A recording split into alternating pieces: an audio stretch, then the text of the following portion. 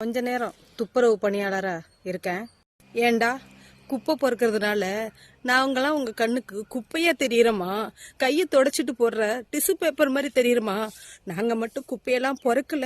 நீ குப்பையில தாண்டா தூங்கணும். அந்த குப்பையில உருவாகிற நுண்ணுயிர்கள்லாம் சேர்ந்து நோயா உன்னை செதைச்சிருண்டா. அங்க பாக்குற வேலைக்கு தானடா சம்பளம் கொடுக்குறீங்க.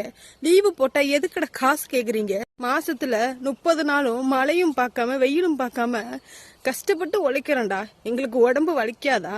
எங்களுக்கு ரெஸ்ட் வேணாமா? நாங்க லீவு போடக்கூடாதா?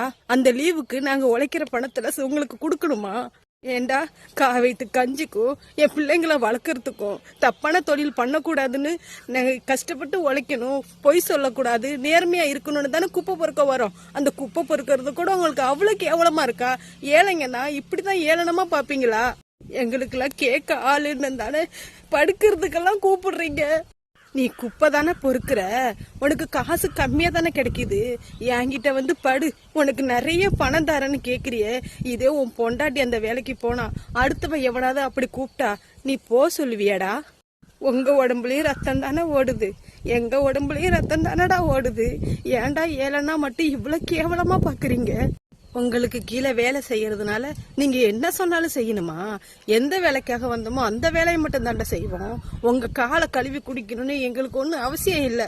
எங்களை கேட்கறதுக்கு வேணா ஆள் இல்லாம இருக்கலாம், ஆனா கடவுள்னு ஒருத்தர் இருக்காண்டா.